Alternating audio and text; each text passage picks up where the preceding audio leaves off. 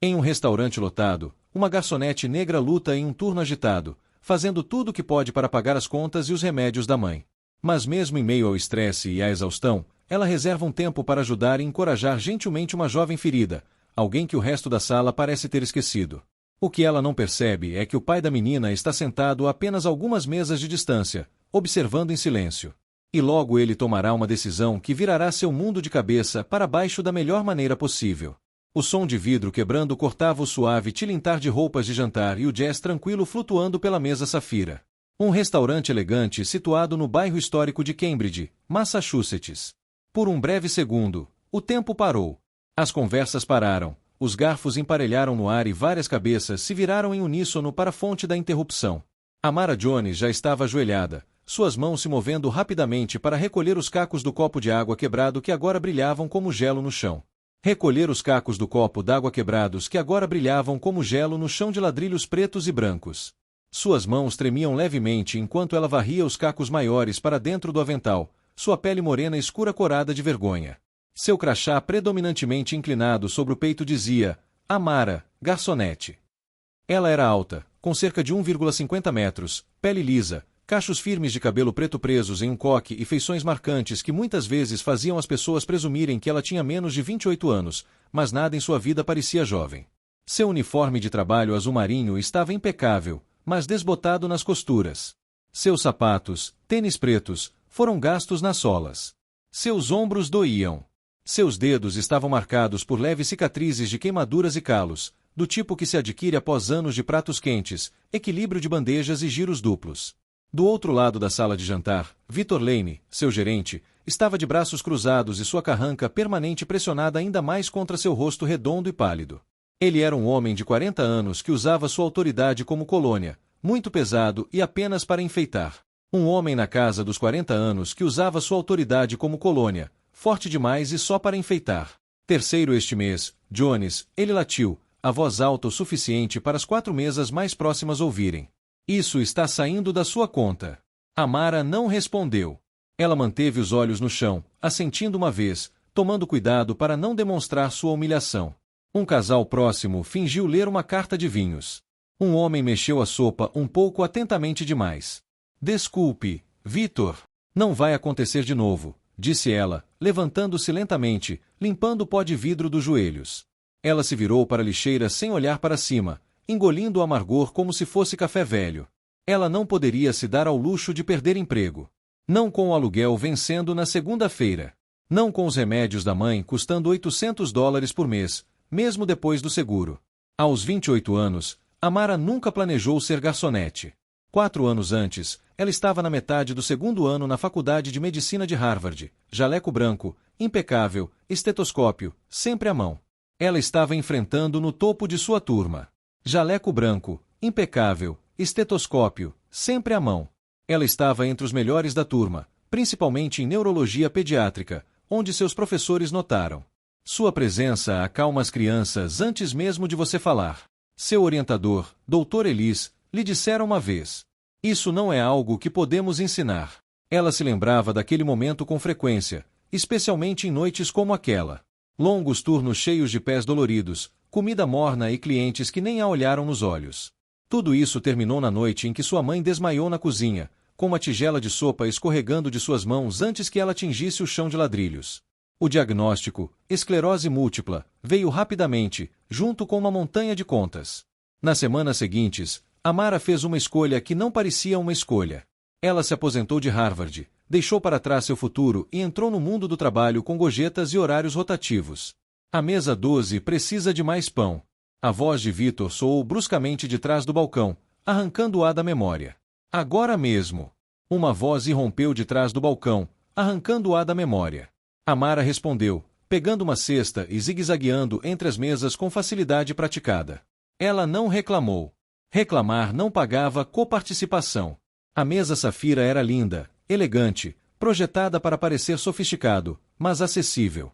Janelas altas emolduravam tijolos aparentes. As velas tremulavam em todas as mesas e os talheres brilhavam. Mas, por trás da superfície polida, o lugar funcionava como todos os outros restaurantes em que ela havia trabalhado, com poucos funcionários, mal pagos e cheio de política. Amara trabalhou nos mesmos turnos duplos há mais de um ano, do almoço ao jantar, do meio-dia ao fechamento.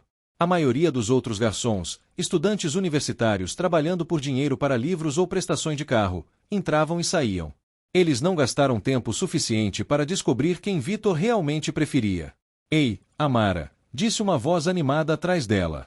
Era Sophie, loira, de 21 anos, com o tipo de pele impecável e charme natural que a tornou a favorita dos clientes e de Vitor. Você pode cobrir minha sessão por uns 20 minutos? Meu namorado acabou de chegar com comida tailandesa e eu preciso muito falar com ele. Amara fez uma pausa. Eu tenho minhas próprias mesas, Sophie, e estou aqui desde o meio-dia. Sophie inclinou a cabeça, fazendo um leve beicinho. Vamos lá. Lembra quando você saiu do chão para atender aquela ligação do médico da sua mãe na semana passada? Eu não te dedurei. Aquela ligação durou 7 minutos. Ela ficou atrás da geladeira, com lágrimas nos olhos enquanto o neurologista explicava como o tratamento mais recente não estava mais funcionando. Amara suspirou. 20 minutos, não mais. Obrigada. Você é incrível. Sophie comentou, já a meio caminho da porta da frente. Às 9 horas, Sophie ainda não havia retornado. Os pés de Amara latejavam dentro dos sapatos. O suporte do arco do pé havia quebrado 2 meses antes, mas ela continua adiando a compra de novos. Cada dólar contava. Sua mãe precisa de um andador novo. O aquecedor de água estava quebrado. E agora Vitor estava pregando a agenda da semana seguinte no quadro de cortiça. Amara esperou até que a multidão se dispersasse, então deu um passo à frente, examinando a lista. Seus olhos pararam. 3 voltas. Geralmente, ela tinha 7. Com o coração disparado, ela acompanhou Vitor até o escritório estreito perto do corredor dos fundos. Deve haver um engano, disse ela, segurando o papel. Estou com 4 voltas a menos na semana que vem. Sem engano, respondeu ele sem olhar para cima. Sophie pediu mais horas. Você vai se adaptar. Ela mora em casa. Eu tenho aluguel e minha mãe. Não é problema meu, interrompeu Vitor. A agenda é definitiva. Amara não respondeu. Ela saiu lentamente, os lábios apertados. Ela não podia chorar. Não ali, não na frente dele. Ela ainda tinha 3 horas restantes no seu turno, ainda tinha gorjetas para ganhar. E de alguma forma, ela daria um jeito. Ela sempre dava. Ela simplesmente não sabia que antes que a noite acabasse, a garota esperava sozinha na mesa 15, aquela que ninguém mais queria servir, estava prestes a mudar tudo. A última onda de pressa do jantar estava atrapalhando quando uma recepcionista apareceu ao lado de Amara, um pouco nervosa, com fone de ouvido intermediário torto. Ei, mesa 15, só uma garota por enquanto. Ela está sozinha. Papai está atrasado ou algo assim. Ninguém mais quer. Você pode. Sua voz sumiu, já está se preparando para o número. Amara olhou para o outro lado da sala de jantar. A mesa 15 estava escondida em um canto tranquilo perto das janelas, longe do tráfego de pedestres. Uma jovem branca, de 10, talvez 11 anos, estava sentada à beirada da cadeira, com as pernas balançando um pouco acima do chão, um gesso azul cobrindo seu antebraço direito até o cotovelo. Seus longos cabelos loiro-mel caíram sobre os ombros, protegendo parcialmente seu rosto enquanto ela pegava o canto do menu infantil com a mão esquerda. Um copo de água intocada estava à sua frente. Sua cadeira de rodas estava estacionada logo atrás da cadeira para que ela fosse transferida, suas grandes pegando o chão baixo. Logo atrás da cadeira para a qual havia se transferido, suas grandes rodas refletindo a luz baixa do entardecer. Amara suspirou suavemente. Eu fico com ela. Ela enfiou um pequeno bloco e uma caneta no avental, alisou a frente da blusa e atravessou o salão. Boa noite, disse ela gentilmente, joelhando-se levemente para poder encontrar os olhos da garota sem se elevar sobre ela. Sou Amara e cuidei de você esta noite. Qual é o seu nome? A garota hesitou, a mão esquerda mexendo na borda do guardanapo.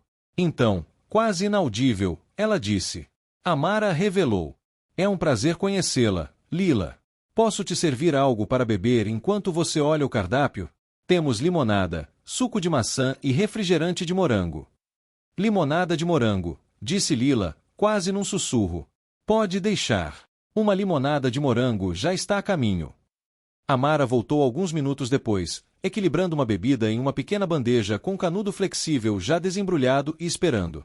Ela notou que os ombros de Lila ficaram menos tensos quando um grupo de garçons passou, rindo alto perto dela. Os ombros dela se tensionaram levemente quando um grupo de garçons passou, rindo alto perto das portas da cozinha. O gesso em seus braços descansava desajeitadamente na beirada da mesa. Amara colocou uma bebida à sua frente e pediu novamente. Aqui está, uma limonada de morango, bem gelada, do jeito que eu também gosto. Ela deu uma piscadinha. Pronta para pedir ou gostaria de mais alguns minutos? Lila não respondeu. Ela olhou para o cardápio, os lábios apertados. Ok, disse Amara suavemente. Que tal isso? Se você está com fome, mas não sabe o que escolher, posso te contar um segredo. Nosso macarrão com queijo é o melhor de Boston. Tem 3 queijos, farinha de rosca torrada, e não está no cardápio infantil, mas aposto que consigo fazer acontecer. Os olhos de Lila se ergueram lentamente. Ela olhou para Amara. Olhou de verdade. Havia algo de certo por trás daqueles olhos, como se ela estivesse esperando permissão para ser criança novamente. Então, ela deu um leve aceno de cabeça. Macarrão com queijo, disse Amara, escrevendo como se fosse o mais importante. E queijo então, disse Amara, anotando como se fosse o pedido mais importante da noite. Vou começar a preparar para você. Certo. Ao se levantar, ela olhou para trás, em direção à entrada principal, e então congelou. Um homem alto, com um sobretudo cinza feito sob medida, acabará de entrar no restaurante, examinando o salão rapidamente. Seu rosto estava tenso de preocupação. Era evidente pela maneira como se movia, controlado e deliberado, que não estava habituado a se atrasar. Quando avistou Lila na mesa mais distante, um leve colapso passou por seu rosto, mas ele não se mudou. Em vez disso, gesticulou discretamente para a recepcionista e sentou-se a 2 mesas de distância, parcialmente escondidas atrás de uma divisória, de costas para a sala de jantar, mas com os olhos fixos na filha. Amara notou tudo sem diminuir o ritmo. Seus anos no serviço de alimentação foram treinados para ver o que a maioria não via. Ela entregou algumas doses, fez o check-in em outra mesa e então entrou na cozinha para fazer o pedido de Lila. Quando voltou, Lila tentou ajustar o gesso, claramente frustrada ao tentar usar o garfo com a mão esquerda. O macarrão com queijo tinha acabado de ser servido por outro, alguém que não tinha ficado tempo suficiente para ajudar. Amara se moveu silenciosamente. Ei, disse ela. Posso sentar-me um momento? Ela não esperou por uma resposta, apenas deixe uma cadeira, de frente para Lila, para que seus olhos fiquem na altura dos dela novamente. Parece que o gesso está complicando um pouco o jantar, né? Lila assentiu lentamente, as bochechas cortadas, os dedos cerrados e os olhos começando a brilhar, embora nenhuma lágrima tivesse caído. Amara manteve o tom casual. Sabe, quando eu estava na faculdade de medicina, bem, quase, aprendi que às vezes, quando uma parte do corpo se machuca, as outras inicialmente a se esforçar mais para ajudar. Seu cérebro é incrível assim. Você era médica? Perguntou Lila, com uma voz suave, mas curiosa. Amara transmitiu, corrigindo gentilmente. Eu estava estudando para ser médico. Pediatria. Isso é médico para crianças. Mas a vida tinha outros planos para mim. Ela declarou como firmar o garfo com uma pegada diferente, apoiando o pulso de Lila gentilmente enquanto a guiava em direção a uma mordida bem-sucedida. Pronto. Olha só. Seu cérebro já está se adaptando. Lila mastigou lentamente, a tensão se dissipando do rosto. Não está quebrado, disse ela de repente, levantando o gesso. Só fraturou. Acidente de skate. Mais ou menos culpa minha. Bem, então isso significa que está sarando, disse Amara. E aposto que você é muito bom em muitas coisas que não precisam das 2 mãos. Lila se animou um pouco. Eu gosto de desenhar, mas agora tenho que usar a mão esquerda. Impressionante, respondeu Amara, genuinamente. A maioria das pessoas nem consegue desenhar com a mão boa. Lila deu uma risadinha. Um som tão leve e inesperado que fez o peito de Amara fechar. Mesas, mas já volto. Essia como o dono do Sapphire tabela também maberava. A ter esperança. Quando os cardápios de sobremesas foram distribuídos, Lila estava conversando. Conversando de verdade. Ainda não conversas completas, mas pequenos pedaços desprotegidos de si mesmo escapando entre mordidas de macarrão e goles de limonada de morango. Ela contou a Amara sobre o gato ao qual seu pai era alérgico, mas a deixou ficar com ele mesmo assim, sobre o caderno de desenho que ela agora tinha que usar de lado porque sua mão direita estava de férias, e sobre como tudo parecia estranho desde o acidente. Amara ouviu, não educadamente, mas atentamente. Ela não interrompeu nem preencheu o silêncio. Ela deixou Lila assumir a liderança, mesmo quando as palavras saíram lentas. Era o tipo de atenção que a garota claramente não estava acostumada. Em determinado momento, Amara ajustou delicadamente o tecido sob o gesso de Lila para que não pressionasse sua pele, e a garota não se encolhesse. Ela transmitiu, não porque estava sendo servida, mas porque se sentiu vista. Perto dali, Nathan Carter observou. Seu casaco agora estava dobrado cuidadosamente ao lado dele. Ele não havia tocado no vinho que o garçonete trouxera. Seus olhos se dirigiram à filha, e de vez em quando um músculo em seu maxilar se contraía, não de raiva, mas algo mais próximo do arrependimento. Ele viera preparado para se desculpar pelo atraso. Em vez disso, ele sentou-se em silêncio, observando sua filha rir novamente após meses de silêncio, após terapeuta, observando sua filha rir novamente depois de meses de silêncio, depois de terapeuta após terapeuta ter falhado em quebrar a cascata em que ela se fechasse. E a mulher responsável não era médica. Era uma garçonete com sapatos cansados e um jeito de falar que não deixava espaço para piedade. Do outro lado da sala, a voz de Victor cortou o silêncio como uma faca cega. Jones, você está ficando para trás. Sophie está esperando suas bebidas há 10 minutos. Amara se virou da mesa de Lila, o rosto neutro. Estou cuidando da minha sessão. Então administre isso mais rápido, Victor atirou. E pare de mimar a criança no canto. Isto não é uma instituição de caridade. Alguns clientes viraram a cabeça. Lila enrijeceu, seus dedos curvados na borda da mesa. O maxilar de Amara ficou tenso, mas sua voz estava calma. Seu nome é Lila, e ela não é um caso de caridade. Ela é uma convidada. Victor zumbi. Apenas faça os pedidos antes que alguém erre. Ele se virou e foi em direção ao bar. Amara exalou lentamente. Ela voltou para sua sessão, alisando o avental enquanto caminhava, mas a dor persistiu. Quando passou pela mesa 15 novamente, Lila a observava.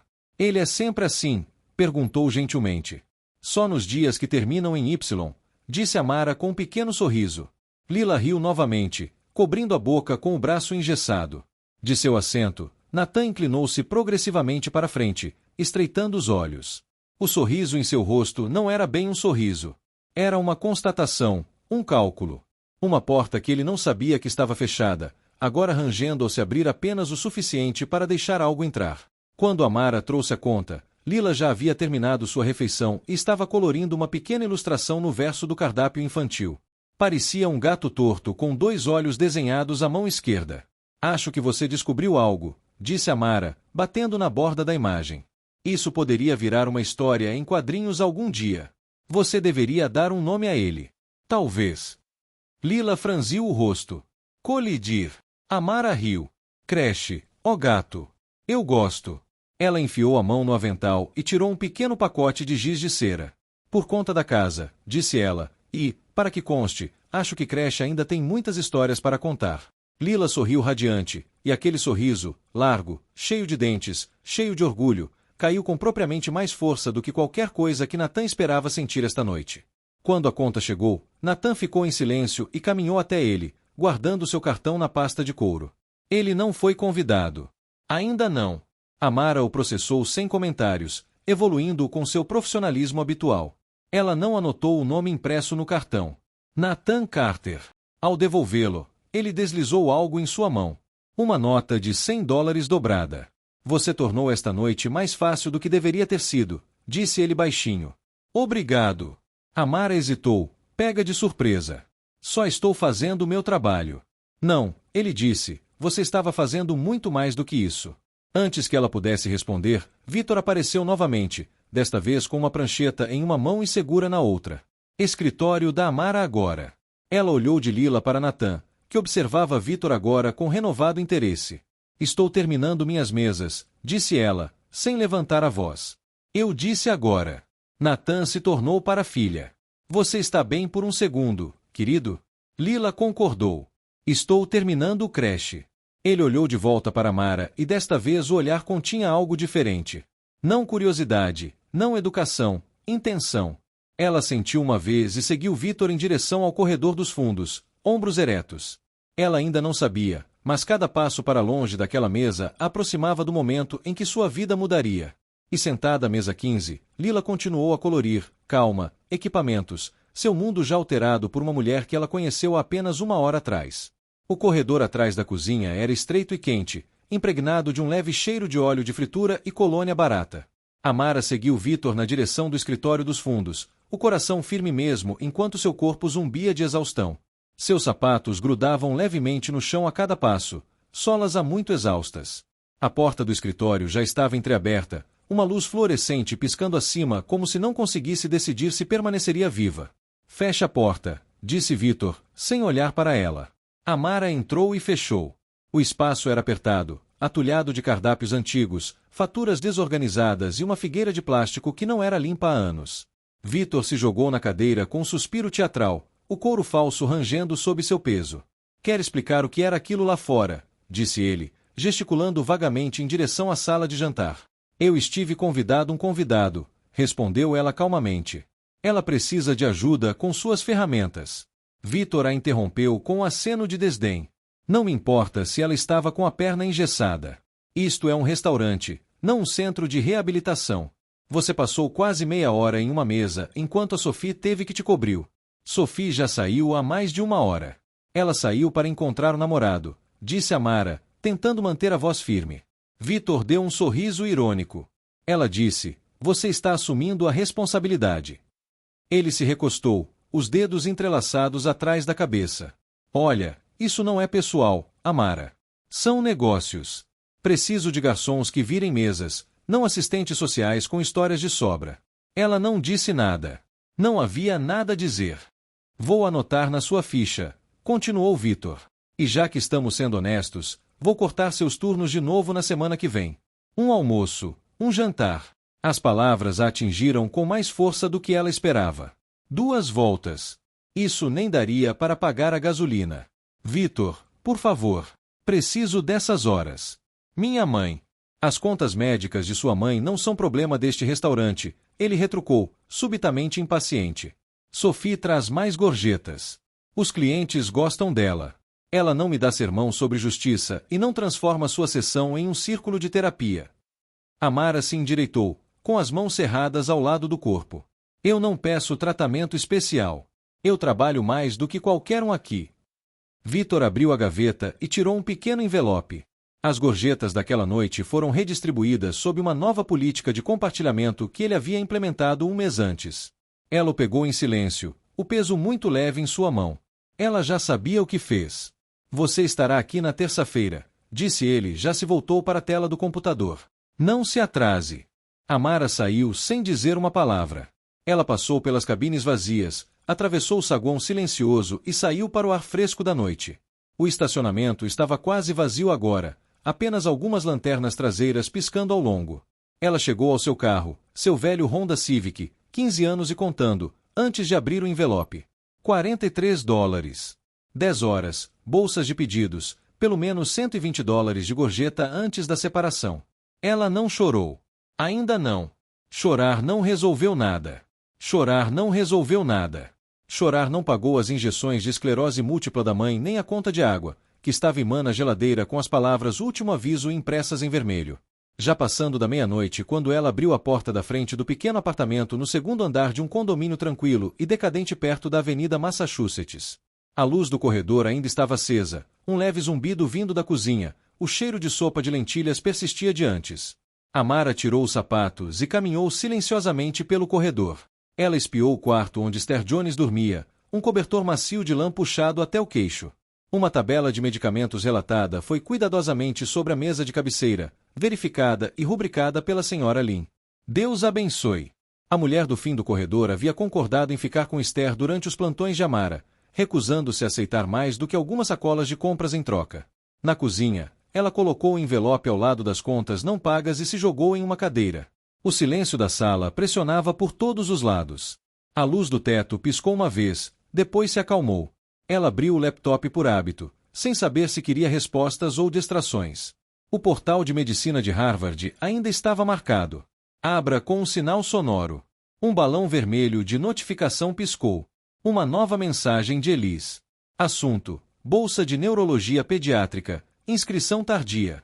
Amara olhou fixamente para ela. Suas mãos emparelharam e então clicaram. Amara, Eu nunca cancelei a inscrição de suas credenciais de estudante.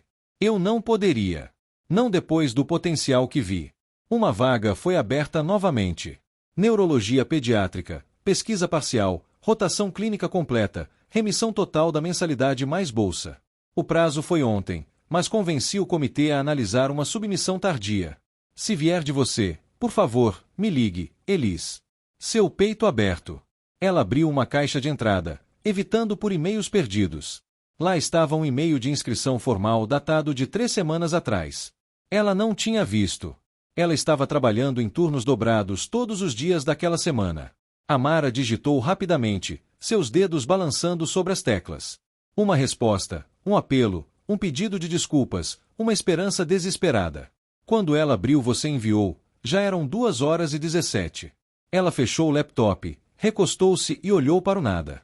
Mesmo que o Dr. Elis dissesse sim, mesmo que ela conseguisse o cargo, quem cuidaria de sua mãe? O que pagaria as contas até o auxílio entrar? O alarme em seu telefone vibrou 3 horas depois. 6 horas. É hora da primeira dose de sua mãe. Ela se pediu, serviu um copo d'água, contornou os comprimidos e os colocou delicadamente em um guardanapo. Suas mãos se movem automaticamente agora, do jeito que as de alguém trançam cabelos que sabem de cor. Alguém bateu a porta, forte e compassado. Amara pisco. Ninguém bateu hora. Olhou novamente para o relógio. 6h07. Ela se tornou à porta, cautelosa, e espiou pelo olho mágico. O mensageiro estava do lado de fora segurando um envelope grosso. Quando ela abriu, ele disse simplesmente, Amara Jones. Ela concordou. Assinatura necessária. Ela assinou com as mãos frias. Pegou o envelope, pesado, de cor creme, com um logotipo desconhecido gravado em relevo. Carter Holdings, escritório em Cambridge. Dentro havia um único cartão e uma carta. O cartão dizia, Nathan Carter, CEO, Carter Restaurant Group. Uma carta. Senhorita Jones, ontem à noite a senhora declarou à minha filha um nível de cuidado e respeito que alcançou de uma forma que nenhum especialista, nenhum educador e nenhum conselheiro conseguiram em mais de um ano. A senhora fez isso sem saber quem ela era ou quem eu sou. E isso torna tudo ainda mais extraordinário. Meu carro chegará ao seu endereço às 9 horas para levá-lo ao meu escritório, caso decida aceitar o convite. O motorista esperará 10 minutos. Lila pede que você venha. Ela diz que você é a primeira pessoa que olhou nos olhos e a tratou respeitosamente como se ela não estivesse quebrada. Nathan Carter. Amara leu uma vez, depois outra. Seus dedos tremiam. Seu pulso rugia em seus ouvidos. Ela olhou para o corredor em direção à porta de sua mãe e depois de volta para a carta. O relógio marcava 6h15. O céu lá fora estava começando a clarear e com ele algo mais. Algo que ela não se permitia sentir há muito, muito tempo. Possibilidade. Exatamente às 9 horas, o elegante carro preto parou em frente ao desgastado prédio de apartamentos de Cambridge. Amara estava perto da janela, totalmente vestida com sua única roupa profissional, um blazer azul marinho, calças passadas, salto baixo e os mesmos brincos de pérolas que costumavam usar em suas rondas clínicas. Ela quase se esqueceu de como era usá-los. Beijou a testa da mãe gentilmente, sussurrou que voltaria logo e deixou a senhora Lin com uma lista completa de medicamentos e instruções coladas na geladeira. Então, entrou no carro, sem saber se seu mundo estava acabando ou recomeçando. O elevador foi inaugurado para o 40º andar de um prédio comercial de vidro e aço com vista para o Rio Charles. A recepcionista mal teve tempo de cumprir quando uma voz familiar chamou, Amara. Lila sentou-se em uma pequena sala de espera perto das janelas, sua cadeira de rodas posicionada ao lado de uma mesa redonda coberta de doces, cadernos de desenho e um copo alto de limonada de morango. Eu disse ao papai que você viria, disse Lila com um sorriso que iluminou todo o canto. Ele está em uma ligação, mas disse que eu poderia começar o café da manhã sem ele. Você também deveria vir. Os adultos esqueceram. Amara sorriu, já se acomodando na cadeira ao lado dela. Limonada de morango antes das 10 horas. Você deve ter conexões. Eu tenho, disse Lila deliciosa, empurrando um croissant de chocolate em sua direção. É uma pergunta. Se cérebros podem se reconectar depois de um acidente, isso significa que eu ainda posso ser quem eu costumava ser? Amara fez uma pausa e se inclinou para a frente. Acho que você pode ser alguém ainda mais forte. Quando Nathan entrou na sala, 10 minutos depois, os dois estavam debruçados sobre um caderno de desenho, imersos no design de uma história em quadrinhos sobre Crash, o gato, completa com muletas de ajudante e um arqui-inimiga chamado gravidade. Natan os observou por um momento antes de pigarrear. Vejo que fui substituído, disse ele, sorrindo levemente. Lila revirou os olhos. Não é uma competição, pai. Mas se fosse, eu ainda a escolheria. Natan ficou sério enquanto gesticulava para Mara entrar na sala de conferências ao lado. Ela o som, com o pulso firme. Ela estava pronta agora. Não importa o que fosse, ela enfrentaria de frente. Imagine que você tenha perguntas. Ele começou. Só uma, respondeu Mara. Por que eu? Natan não foi enviado. Ele ficou perto da janela, braços cruzados, não na defensiva, mas reflexivo. Porque ontem à noite, eu vi minha filha rindo. Eu vou ouvir falar. E eu vi alguém tratá-la como uma pessoa em vez de um diagnóstico. Ele deslizou uma massa sobre a mesa. Eu não tinha planejado estar no restaurante. Cheguei atrasado, a vi naquela mesa e fiquei fora de vista. O que testemunhei foi notável. O que descobri depois foi inaceitável. Dentro da massa havia registros financeiros, registros de funcionários e seu próprio arquivo pessoal. Destacadas houve discrepâncias na distribuição de gorjetas, abusos de agendamento e até mesmo reclamações internacionais nunca processadas. Vitor foi demitido esta manhã, Natan disse claramente. Haverá um auditório. A equipe estará protegida. Você deveria ter sido protegido. Mara não disse nada, examinando os documentos. Isso não foi um gesto. Foi uma responsabilidade. Gostaria de lhe oferecer 3 opções, contínuas. Em primeiro lugar, gerente-geral da Sapphire Table, com efeito imediato. Salário triplo, benefícios completos. Mara piscou, mas não disse nada. Segundo, junte-se à nossa iniciativa de saúde comunitária. Fazemos parcerias com clínicas em áreas carentes. Isso utilizaria sua formação médica e viria com um salário mais alto, além de auxílio moradia. Mesmo assim, ela esperou. Terceiro, disse Natan, deslizando um segundo envelope em sua direção. Devolvido a Harvard Med, mensalidade integral, moradia para você e sua mãe. Assistência domiciliar coberta. O Dr. Elise está aguardando sua ligação. Mara olhou fixamente para o envelope. Seu nome estava impresso na parte superior em negrito. Ela não o tocou. Por que você está fazendo isso? Perguntou finalmente. Eu não sou seu projeto. Não sou um caso de pena e não serei o seguro emocional contratado por ninguém. Natan concordou lentamente. Você não é nenhuma dessas coisas. Isso não é caridade, Sr. Jones. É reconhecimento de habilidade, de integridade e da diferença que uma pessoa pode fazer na vida de outra. Sua voz se firmou. Se eu fizer isso, não é para ser o médico particular de ninguém.